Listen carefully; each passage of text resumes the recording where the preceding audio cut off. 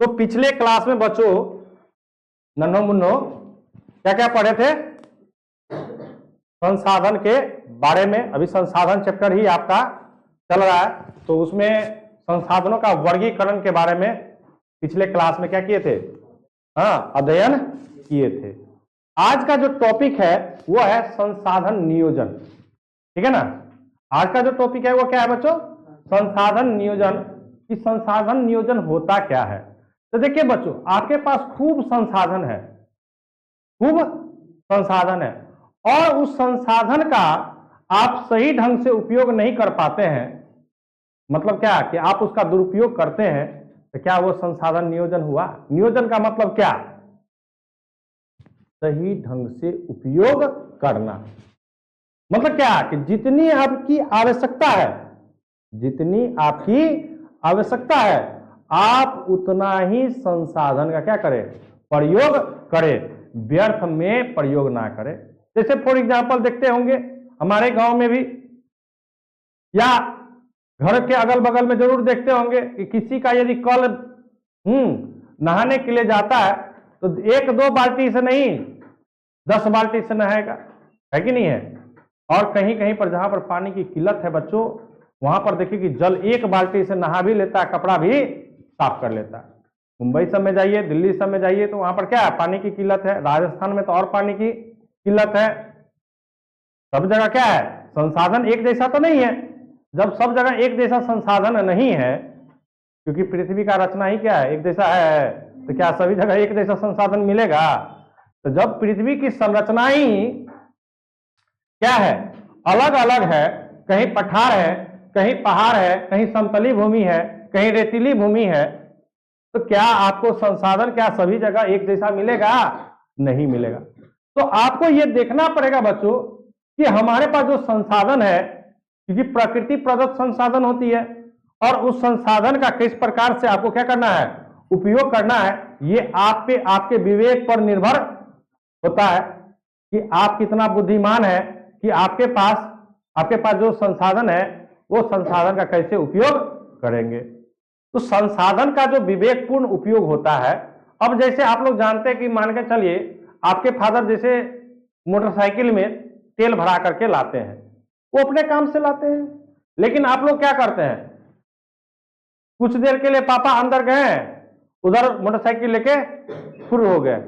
होते हैं कि नहीं होते? बहुत सारे बच्चे ऐसे करते हैं, थोड़ा सा घूम करके। तो क्या आपने अपने संसाधन का उपयोग किया? आपने उस तेल का क्या किया? व्यर्थ में जलाया, जिसका आपको कोई आवश्यकता, केवल आप अपने मन की सुने कि हाँ हमको थोड़ा सा क्या करना है? घूमना है। लेकिन उसमें जो तेल लगता है वो क्या है? समाप्य संसाधन है। समाप्य का मतलब क्या है? एक बार उपयोग हो गया तो फिर दोबारा उसको हम प्राप्ति नहीं कर सकते हैं, यानी और क्या? और नवीकरणीय संसाधन है ना?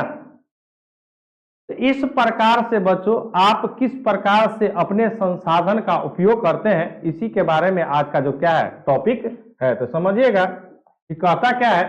कहता कि संसाधन नियोजन। क्या कहता है बच्चों? संसाधन नियोजन।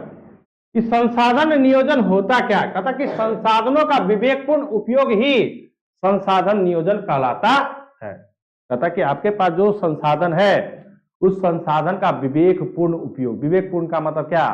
कि आप उसके बारे में अच्छा से पढ़ करके, अच्छा से जान करके कितना खपत करना चाहिए, कितना बचाना चाहिए, ये इसकी ज्ञान हमें होनी चाहिए। कहता कि संसाधन नियोजन किसी भी राष्ट्र के विकास के लिए क्या है? अति आवश्यक है। कहता कि कोई राष्ट्र मान के चलिए बढ़ेगा, तो बढ़ेगा क्या होगा? कि जब उसके संसाधन का सही उपयोग होगा। फॉर एग्जाम्पल आपके एक घर से हम बताते हैं, एक घर की कहानी बताते हैं। आप लोग ग्रामीण इलाके से बच्चे हैं, ठीक है ना? बहुत सारे घर आप लोग क्या है? गांव में घर है आप लोग का। आप लोग देखते होंगे कि एक होता है ग्रामीण इलाका, होता है ना, और दूसरा क्या होता है? शहरी इलाका। ठीक है?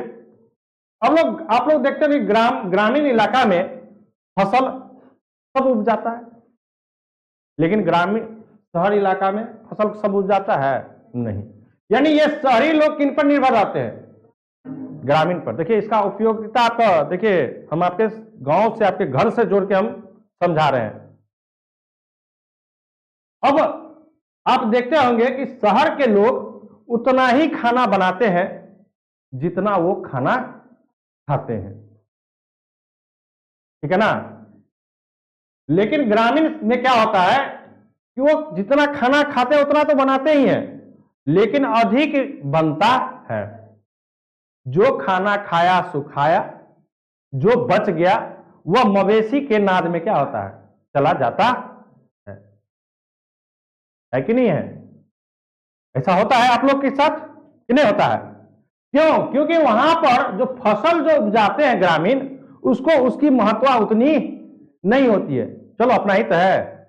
लेकिन शहरी क्षेत्रों में क्या होता है बच्चों, कि सारा का सारा फसल क्या होता है, खरीद करके लाता है। तो इसलिए गांव का लोग क्या कहेगा, शहर के लोगों के, बड़ा कंजूस होता है, बड़ा कौवा होता है, जितना ही खाता है ना, हाँ उतना ही बनाता है, थोड़ा सा भी अधिक नहीं बनाता है। क्योंकि इसको उस चीज की महत्व है। शहर में फैसिलिटी है, क्या फैसिलिटी है कि यदि कोई मेहमान आए तो नाश्ता पानी आप क्या बाहर से खरीद करके उसको करवा सकते हैं। लेकिन गांव इलाका में तो नहीं होता है। तो वो क्या किए हुए रहता है, पहले से ही थोड़ा सा चावल दाल सब्जी क्या किए रहता है, अधिक बना करके रखे हुए रहता है। कोई यदि आ गया गेस्ट तो उसी को गर्म करके क्या खिला देते हैं, है कि नहीं है। लेकिन शहर में ऐसा नहीं होता है। तो देखिए महत्व क्या, उसको महत्व हुआ, ग्रामीण इलाके के लोगों को इस चीज की महत्व हुई, क्योंकि उसको तो स्वयं उत्पादन करता है ना, तो उसको फर्क नहीं पड़ता है। लेकिन शहरी इलाका में क्या है, फर्क पड़ता है। क्योंकि गांव इलाका में यदि धान कोई उपजा लेता है तो चावल उसको तुरंत वो अपने से बना लेता है, तो उसकी कॉस्ट क्या होती है, कम होती है। मान के चलिए 1600 रुपये यदि कुंटल यदि धान है, तो 2 कुंटल का मतलब क्या, 3200 हुआ ना, 3200 रुपया। तो 3200 रुपया में उसको 1 क्विंटल क्या हो गया, चावल भी आ गया। एक ही क्विंटल नहीं होता, ज्यादा ही चावल होता है, 1 क्विंटल चावल भी आ गया। गाय माल को खाने के लिए क्या, गुंडा जिसको भूसी उसका निकलता है ना, वो भी हो गया। लेकिन जब आप उसी चावल को शहर में खरीदने के लिए जाइए तो वो कम से कम 4000 4500 से कम में नहीं मिलेगा। तो देखिए यदि 3200 यदि 4000 में भी मिला बच्चों, तो कितना रुपया का अंतर हो गया, 800 रुपया का अंतर हो गया। तो इसलिए शहर के लोग क्या करते हैं, अपने संसाधन का, यानी अपने संसाधन का मतलब क्या, खाद्य पदार्थ का उतना ही उपयोग करते हैं जितना उनको क्या होती है, जरूरत होती है। तो वो वहां पर क्या किया, संसाधन नियोजन लगाया। क्या लगाया, संसाधन। घट गया फिर बना लेंगे, क्योंकि शहर में तो क्या होता है, गैस पर खाना बनती है, और गांव में क्या होता है, लकड़ी पर खाना, गोईठा पर खाना, पुआल पर खाना, लार पर खाना बनता है। इसलिए वो लोग क्या करता है, महिलाएं वहां का क्या करती है, पहले खाना बना के। लेकिन अब धीरे धीरे गांव में भी क्या होते जा रहा है, सुधार होता जा रहा है। क्यों, तो अधिकांश लोग क्या करते हैं, धान फसल अब उपजाते हैं, अब बेच लेते हैं, अब बाजार से चावल खरीद खरीद करके खाते हैं। क्योंकि अनाज को रखने में भी तो है ना, मूसा खा गया, कम हो गया। मूसा खाता है कि नहीं, अनाज को रखने के लिए बर्तन आपको खरीद करके जगह चाहिए। अब सब लोग को जगह की क्या है, कमी, पहले जैसे जगह है, क्योंकि दिन प्रतिदिन मेरा क्या हो गया, जमीन क्या होते गया, बढ़ते गया। भाइयों में बट रहा है ना, जितना भाई उतना जगह बटेगा कि नहीं बटेगा। तो इसलिए अब सभी लोगों को जागरूक होना पड़ेगा, किसके लिए, संसाधन नियोजन के लिए। अभी पिछले साल की अपने लोग के इलाका में घटना घटी ना बच्चों, क्या घटना घटी कि किसी किसी क्षेत्र में क्या, कल से पानी देना ही क्या हो गया, बंद हो गया। पिछले साल की ही बात है। तो आखिरकार कैसे हुआ, तो हमारे किसान क्या किए कि भूमिगत जल का क्या किए, काफी उपयोग किए। जितना उपयोग नहीं करना चाहिए उससे ज्यादा फसल उगाने के लिए। और वर्षा जब आपकी कम होगी तो भूमिगत जल बनेगी नहीं। भूमिगत जल बनेगी क्योंकि वर्षा जल ही ना संचित होकर नीचे में रिस करके क्या होता है, भूमिगत जल बनता है इकट्ठा होकर के। तो वर्षा नहीं हुई तो संसाधन नियोजन यानी क्या, जल का नियोजन में क्या आ गया, गड़बड़ी आ गया। लोगों को जल के लिए एक जगह से दूसरी जगह जाना पड़ा, दूसरे जिसके कल में पानी आता था उसके यहां जाना पड़ता था, क्योंकि कोई बिना पानी का रह पाएगा, कोई बिना पानी का रह पाएगा, खाना खाएगा, खाना बनाएगा कि नहीं, अपने बच्चे को जिंदा रखने के लिए तो खाना बनाना पड़ेगा ना, स्वयं को भी जिंदा रखने के लिए खाना चाहिए कि नहीं चाहिए, तो उसके लिए क्या चाहिए, पानी चाहिए कि नहीं चाहिए। तो यदि आप नियोजन सही ढंग से नहीं करते हैं तो क्या आप विकास कीजिएगा, सोचिए, आप विकास कर पाइएगा, नहीं कर पाइएगा। मतलब क्या कि जिस घर में चावल प्रतिदिन यदि हम 250 ग्राम भी मेरा चावल प्रतिदिन बर्बाद हो रहा है तो गुना 30 दिन होता है ना, 75 कितना, यानी कितना, 7 केजी 500 ग्राम, 7.5 केजी एक महीना में आप अपने चावल को क्या कर रहे हैं, बर्बाद कर रहे हैं। तो 7.5 केजी, यदि 1 केजी का 40 रुपया है तो 7 चौक के 28, यानी कितना, महीना का क्या बचो, 300 रुपया आपका क्या हो रहा है, बर्बाद हो रहा है। तो 300 रुपया आपके यदि घर में बचेगा तो आपकी घर की उन्नति होगी या आपका घर क्या होगा, नीचे जाएगा। आपकी आर्थिक दृष्टिकोण से क्या होगा, बढ़ेगा या घटेगा, क्योंकि आपकी क्या हो रही है, बचत हो रही ना। तो यही थोड़ा थोड़ा बचत करके ही ना विकास होता है। एक ही बार पूरा करोड़ रुपया कोई दे देगा आपको, देगा कोई। तो आपको जो नियोजन करना है, संसाधन नियोजन, आप लोग जो पढ़ रहे हैं तो खुद को भी सीखिए और घर में भी इस चीज को कहिए कि आप उतना ही भोजन बनाइए जितना हमें क्या है, हाँ, जरूरत है, अधिक बनाने की जरूरत नहीं है। क्योंकि अब गांव में भी क्या हो गया है, गैस उपलब्ध हो चुका है, मोदी सरकार सबको गैस दे रहे है ना। तो जब गैस उपलब्ध है तो आपके पास साधन है, तो साधन है तो मान के चलिए कोई आएगा तो तू चाय बिस्कुट बन जाएगा, नाश्ता बन जाएगा, खाना 2 रोटी बना देंगे। तो हमारा तो कम से कम ये प्रतिदिन के हिसाब से ये तो बर्बाद नहीं ना होगा। आर्थिक दृष्टिकोण से हम क्या होंगे, धीरे धीरे धीरे धीरे मजबूत होंगे। तो वही कहता है कि भारत जैसे देश के लिए तो यह अनिवार्य है, क्योंकि भारत में तो उतना खनिज है ही नहीं, उतना संसाधन है ही नहीं, बहुत कम मात्रा में संसाधन है। संसाधन के दृष्टिकोण से भारत उतना अग्रिम देश नहीं है। तो हमें तो क्या करना पड़ेगा, और संभल संभल करके चलना पड़ेगा कि नहीं पड़ेगा। आप लोग जैसे मान के चले बहुत सारे विद्यार्थी इसमें डेरा लेकर के रहते हैं, तो आपके पेरेंट्स क्या करते हैं, आपको सीमित पैसा देते हैं रहने के लिए, खर्च करने के लिए, और आप उस पैसा को जिस दिन आपको दिए उसी दिन आप उड़ा दीजिएगा। तो फिर बाद बाकी 29 दिन क्या कीजिएगा, क्योंकि महीना में तो एक ही बार ना पैसा देंगे गार्जियन, एक महीना का हमने ये दे दिया आपको, आपको इसमें 1 महीना चलाना है। अब आप उस पैसा को बर्बाद कर दीजिएगा, तो फिर कहीं ना कहीं आप क्या कीजिएगा, अपने 30 दिन को चलाने के लिए या तो चोरी कीजिए या किसी से पैसा लीजिए, तभी ना होगा, भूखे तो नहीं रह पाइएगा। तो आपके पास जो संपदा है, उस संपदा का, उस संसाधन का आप किस प्रकार उपयोग करते हैं, ये आपके विवेक पर निर्भर करता है। अब आप सही ढंग से उपयोग किए, बचत करके उपयोग किए, तो आप आगे क्या होगिएगा, बढ़िएगा। आप यदि नहीं उपयोग कर रहे सही ढंग से तो आप आगे नहीं बढ़िएगा। क्लियर है, कोई दिक्कत है? चलिए, कहता कि भारत में संसाधन नियोजन एक जटिल प्रक्रिया है। कहता कि संसाधन नियोजन के सोपानों को निम्न रूप में बांट करके अध्ययन किया जाता है। जैसे में क्या, देश के विभिन्न प्रदेशों में संसाधनों की पहचान कराने के लिए सर्वेक्षण कराना, क्योंकि हमारा जो भारत देश है उसका अपना एक सीमा है, प्रत्येक देश का अपना अपना क्या होता है, सीमा होता है। तो उस सीमा के अंतर्गत कौन सा संसाधन कहां पर छिपा हुआ है, तो बिना पता किए हुए थोड़े आपको पता चलेगा। तो उसके लिए क्या किया जाएगा, सर्वेक्षण कराया जाएगा। सर्वेक्षण का मतलब क्या, खोजना, हाँ, जांच करवाना पड़ेगा, तभी जाकर के क्या होगा, आप उसको निकाल सकते हैं जब आपको उसकी क्या होगी, आवश्यकता होगी। फिर है, कहता कि सर्वेक्षण के बाद मानचित्र तैयार करना एवं संसाधनों का गुणात्मक एवं मात्रात्मक आधार पर मापन या आकलन करना। तथा सर्वेक्षण कर लिए, जैसे अभी हमारे बिहार में भागलपुर इलाका में क्या कोयला का खदान मिला, सर्वेक्षण किया, खोजा।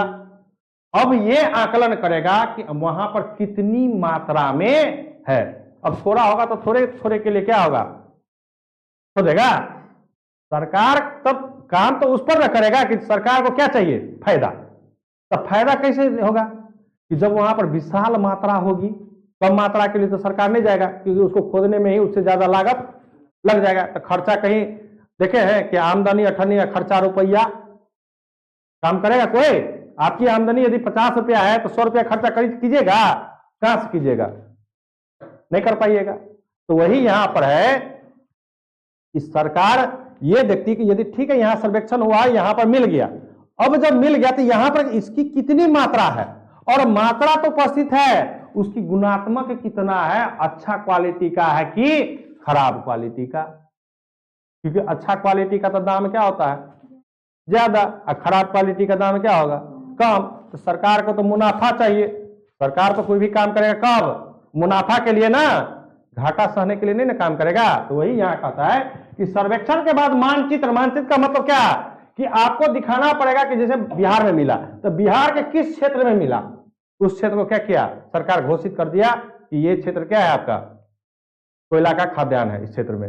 वहां से जिनका जिनका जमीन होगा उस क्षेत्र में, उनको क्या किया जाएगा, मुआवजा दिया जाएगा। वहां से उसको क्या किया जाएगा, विस्थापित किया जाएगा। यदि किसी का घर है तो वहां से हटा करके बोलेगा कि आप जाइए, आपको पैसा मिला, आप दूसरी जगह घर बनाइए, यही होगा। कहता कि संसाधनों का गुणात्मक, गुणात्मक मतलब क्या, कितना अच्छा क्वालिटी है, और क्वालिटी के साथ साथ उसका क्या, मात्रात्मक मतलब कितनी मात्रा में है का मापन एवं आकलन करना, तभी जाकर के उस पर काम आगे होगा। ठीक है।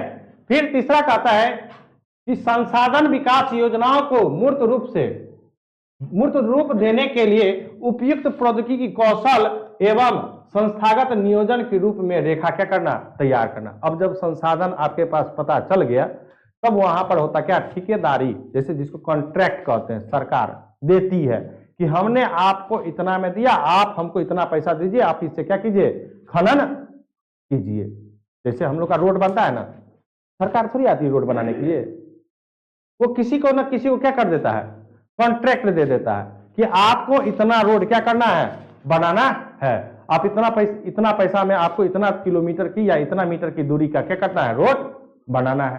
तो उसी प्रकार संसाधन विकास योजनाओं को मूर्त रूप देने के लिए उपयुक्त प्रौद्योगिकी, प्रौद्योगिकी का मतलब क्या, कि उसमें कौन कौन सा मशीन लगेगा, क्योंकि खाद्यान्न करना है ना, निकालना है ना, तो प्रौद्योगिकी चाहिए कि नहीं। और जब उससे निकल गया तो फिर मान के कहीं लोहा का खान निकला, तो लोहा का खान से थोड़े खाली लोहा बन जाता है, कि उसमें अवांछित पदार्थ भी मिला रहता है, क्योंकि मिट्टी से निकलता है, तो उसको फिर छांटना भी रहता है कि कौन कौन सा मशीन लगाना वहां पर पड़ेगा। तो कहता वही प्रौद्योगिकी कौशल एवं संस्थागत नियोजन की रूपरेखा क्या करना, तैयार करना, कि किसको हम ये काम देंगे। सरकार क्या करता है काम, किसी को, सरकार तो खुद थोड़े आता काम करने के लिए, कोई ना कोई क्या करता है, फैक्ट्री वाला को ना देता है भाई काम करने के लिए। कोई बड़ा बड़ा जो है, जो जैसे रिलायंस है, मान के चलिए जैसे भेल है, तो कुछ सरकारी भी कंपनियां हैं, कुछ क्या है और सरकारी भी कंपनियां हैं, और कुछ क्या है प्राइवेट कंपनियां, जैसे रिलायंस है, तो रिलायंस क्या है, पूरा प्राइवेट है, रिलायंस क्या है, पूरा प्राइवेट है। जैसे मान के चलिए इसका हो गया क्या, जिंदल हो गया, ये सब क्या है, पूरा प्राइवेट है। और मान के चलिए कौन सा है, अडानी है, हाँ, तो ये सब क्या है, पूरा प्राइवेट है। ये सब अपना क्या करता है, सरकार से पट्टा पर लेता है। पट्टा का मतलब क्या, ठीक कॉन्ट्रैक्ट पर लेता है, सरकार इतना रुपया मांग लेता है पहले कि हमको इतना रुपया तुम दे दो, उसके बाद सरकार उसको क्या किया कि इतना क्षेत्र आपको क्या करना है, खनन करना है, आपको घाटा लगे नुकसान लगे उससे हमको कोई लेना देना नहीं है, लेकिन हमको इतना पैसा चाहिए, ठीक है ना। तो उसके लिए आपको क्या करना पड़ेगा, तो प्रौद्योगिकी कौशल एवं संस्थागत मतलब कोई ना कोई संस्था को क्या करना पड़ेगा, देना तो पड़ेगा ना, क्या आप तो नहीं जाइएगा ना निकालने के लिए। फिर कहता कि राष्ट्रीय विकास योजना एवं संसाधन विकास योजनाओं के मध्य समन्वय स्थापित करना। समन्वय का मतलब क्या, संबंध को स्थापित करना। समन्वय का मतलब क्या, तालमेल। समन्वय मतलब अब राष्ट्रीय विकास योजना एवं संसाधन विकास योजना राष्ट्रीय विकास योजना का मतलब क्या कि देश मेरा कैसे विकास हो, और ये संसाधन विकास योजना की संसाधन कैसे, तो दोनों का आपस में तालमेल, तब ना सरकार के पास क्या जाता है, किस रूप में, किस रूप में जाता है, सभी जगह से जाता है ना। जितना भी विभाग है सभी विभाग का आपस में क्या है, तालमेल बैठा है ना। कि कोई विभाग कहेगा कि सरकार को हम टैक्स नहीं देंगे, रेलवे है तो रेलवे क्या कहेगा कि भारत सरकार को टैक्स नहीं देंगे। सड़क मार्ग है, मान के चलिए रेल मार्ग है, सड़क मार्ग है, वायु मार्ग है, तो सब मार्ग क्या करता है, टैक्स देता है कि नहीं। जैसे ही आप टिकट कटाते उसमें से टैक्स कट के सीधे कहाँ चला जाता है, केंद्र सरकार के पास। तो सबका आपस में क्या है, समन्वय बैठा हुआ है ना, संबंध जुड़ा हुआ है ना, तभी ना देश क्या होगा, मेरा विकास होगा। आज जो इतना सड़क मार्ग बन रहा, रेल मार्ग बन रहा, हवाई मार्ग बन रहा, या बड़ा बड़ा फैक्ट्रियां लग रही है, तो क्या आपसे पैसा लेकर के, पैसा हम ही लोग का है, लेकिन हम लोग क्या करते हैं, किस रूप में, टैक्स के रूप में देते हैं। आपसे सरकार कभी पैसा मांगने के लिए आया है, आपके गांव में रोड बनता है तो क्या आपसे मांगने के लिए गया कि 200 रुपया 2 रोड बना रहे हैं, कभी मांगने आया है। तो सरकार वो क्या करती है, खुद टैक्स ले लेती है पहले, किससे, आम जनता से, और उस पैसा का उपयोग करती है क्या चीज पे, विकास के लिए। किसके लिए, विकास के लिए। फिर है अगला क्या है, संसाधनों का क्या, संरक्षण। यानी आपके पास संसाधन है तो उसको कैसे बचाना है। संरक्षण का मतलब क्या, सुरक्षा देना, उसको बचाना, यही है ना। तो समझिए क्या कहता है, कहता कि सभ्यता एवं संस्कृति के विकास में, क्योंकि हमारी सभ्यता बहुत पुरानी है ना, सभ्यता एवं संस्कृति के विकास में संसाधनों की अहम भूमिका होती है, किंतु संसाधनों का अविवेकपूर्ण या अतिशय उपयोग विविध प्रकार के सामाजिक, आर्थिक, सांस्कृतिक एवं पर्यावरणीय समस्याओं को जन्म देते हैं। देखिए ना, आज पेड़ कटाई कर लिया, ग्लोबल वार्मिंग हो गई। ग्लोबल वार्मिंग समझती है ना, वायुमंडलीय तापमान क्या हो गया है, बढ़ा है ना। वर्षा क्या समय समय पर होता है, कभी वर्षा होता है, कभी वर्षा नहीं होता है। तो ये कैसे हो रहा है, ये हम प्रकृति के साथ क्या कर रहे हैं, खिलवाड़ कर रहे हैं। यानी प्रकृति के द्वारा जो प्रदत्त पदार्थ है, हम उनके साथ क्या करते हैं, उसका दुरुपयोग करते हैं, अविवेकपूर्ण रूप से क्या करते हैं, उसका उपयोग करते हैं। तो प्रकृति भी हमारे साथ क्या करती है, कभी खेला करती है, कभी वर्षा ज्यादा दे देती है तो बाढ़ ला देती है, कभी वर्षा कम देती है तो सुखाड़ आ जाता है। समझ रहे हैं ना। तो कहता कि संसाधनों का नियोजित एवं विवेकपूर्ण उपयोग ही संसाधन संरक्षण कहलाता है। अभी बताए ना कि मान के चलिए कोई पानी से नहा रहा है बाल्टी से भर भर के, हाँ कोई करेगा क्या, बाल्टी से ऐसे करके ढालेगा, हाँ कोई लोटा से ढालेगा और कोई शावर से ढालेगा। तो किसमें पानी कम लगता है, शावर में, क्योंकि जब हम डोल से यदि नहाते हैं बच्चों, तो डोल का तो आधा पानी, सिर पे आधा पानी क्या होता है, बाहर गिर जाता है, नहीं गिरता है। तो क्या वहां पर जल का विवेकपूर्ण उपयोग किए, हम किए, नहीं ना किए। तो क्या हमें करना चाहिए कि नहीं करना चाहिए। कभी कभी देखते होंगे आप लोग, सड़क पर क्या करता है, गाड़ी खड़ा कर देता है, एकदम रोड पर एकदम पूरा सड़क गाड़ी को धोते रहता, पानी बर्बाद हो रहा है कि नहीं है, ऐसा भी आप लोग देखते होंगे। तो क्या हमें उस प्रकार के पानी को क्या करना चाहिए, खराब होने से, नष्ट होने से रोकना चाहिए कि नहीं चाहिए। लेकिन जब आप जाइएगा रोकने के लिए उसको, तो क्या कहेगा, अपना उसके भाषा में क्या कहेगा, ए तोरे बाप का छियो, कहता कि नहीं कहता है, हम अपन ना पानी उपयोग करे छिए, तोरा की दिक्कत हो, है कि नहीं, ऐसे ही बोलता है कि नहीं बोलता है, अपना लोग जो भाषा है। क्या उस व्यक्ति की मानसिकता सही है, क्या वो हमारे जल संसाधन का विवेकपूर्ण उपयोग किया, नहीं किया। कितना आदमी गर्मी के मौसम में क्या होता है, रूम से निकल जाता, पंखा चलते रहता, लाइट चलते रहता, क्या विवेकपूर्ण उपयोग किए आप। इस प्रकार से संसाधन का आप क्या कर रहे हैं, दुरुपयोग कर रहे हैं। तो यदि आज संसाधन का उपयोग सही ढंग से नहीं कीजिएगा बच्चों, तो आने वाले पीढ़ी जो है क्या उस संसाधन से लाभान्वित हो पाएगा। फॉर एग्जाम्पल, आज आपके दादाजी जमीन बचा के रखे थे, दादाजी जमीन नहीं बेचे, तो आपके पापा जी उस जमीन का उपयोग कर रहे हैं। आपके पापा जी वो जमीन को नहीं बेचेंगे तो उसका आगे कौन आप उपयोग कीजिएगा। आप भविष्य में जमीन नहीं बेचिएगा तो आपके आने वाले पीढ़ी उसका क्या करेगा, उपयोग करेगा कि नहीं करेगा। तो संसाधन को बच्चों आप बचा करके रखिएगा, तभी ना आने वाले पीढ़ी भी क्या होगी, लाभान्वित होगी, अन्यथा क्या लाभान्वित होगी? नहीं होगी। तो ये भी आपको समझना है। कहते संसाधन संरक्षण के लिए मेधा पाटेकर नर्मदा बचाओ आंदोलन यानी नर्मदा नदी की जल को, सुंदरलाल बहुगुणा चिपको आंदोलन जो वृक्ष की कटाई कहां पर? उत्तराखंड में। कहां पर? उत्तराखंड के गढ़वाल जिला था ना, जहां पर क्या था कि वहां पर सरकार क्या किया कि ठेकेदार को दे दिया, और वो इलाका आदिवासी इलाका है। क्या है? आदिवासी इलाका। तो जहां पर आदिवासी इलाका होता है बच्चों, वहां का संसाधन का मालिक कौन होता है? आदिवासी ही होता है। लेकिन वहां पर सरकार क्या किया, उत्तराखंड के सरकार ने क्या किया था कि वहां पर पेड़ों की कटाई के लिए क्या किया? आदेश दे दिया। और उसी को बचाने के लिए, क्योंकि आदिवासी का घर क्या होता है? जंगल ही। आप जब उसको जंगल को काट दीजिएगा, उसके घर को विनाश कर दीजिएगा, तो वो खाएगा पिएगा कहां से, रहेगा कहां पर? क्योंकि वो अपनी सभी चीजों की आवश्यकता कहां से करती है? जंगल से ही करती है। कहता कि वृक्ष कटाई से आदि कई ऐसे आंदोलन हमारे भारत में हुआ है, और इसी संदर्भ में हमारे देश में देश के पिता से संबोधित कहे जाने वाले महात्मा गांधी एक विचार क्या अपना विचार प्रकट किया क्या कि हमारे पास पेट भरने के लिए बहुत है, लेकिन पेटी भरने के लिए, क्योंकि सभी लोग जितने भी लोग हैं ना, वो सभी लोग प्रलोभन में हैं कि क्या करें कि हमको सबसे ज्यादा क्या हो जाए? संपत्ति। तो भाई संपत्ति आपके पास क्यों कैसे आएगा? तो आप कहीं ना कहीं किसी का नुकसान कीजिएगा, तभी जब आपके पास क्या होगा। नहीं तो एक नंबर, जिसको एक नंबर कमाई कहते हैं ना, यानी कड़ी मेहनत कड़ी लगन के साथ, तो जल्दी वो व्यक्ति वृद्धि नहीं करता है। वृद्धि वही व्यक्ति जल्दी करता है जो 2 नंबर से क्या काम करता है। इन जनरल, अब जिसको नौकरी है उसकी बात नहीं कर रहे, जिसकी नौकरी है तो वो बढ़ेगा ही ना, क्योंकि उसके घर में आर्थिक दृष्टिकोण से पैसा क्या हो रहा है? अधिक आ रहा है। लेकिन एक सामान्य व्यक्ति यदि वृद्धि कर रहा है, उसके घर में कोई कमाने वाला नहीं है, और एक आदमी कमा करके 10 मंजिला खड़ा कर देगा, तो इसका मतलब क्या है कि कहीं ना कहीं तो वो कुछ ना कुछ क्या गलत काम कर रहा है ना। तो गलत काम का मतलब क्या कि कहीं ना कहीं किसी न किसी संसाधन का क्या कर रहा है? वो अविवेकपूर्ण रूप से उसका क्या कर रहा है? उपयोग कर रहा है।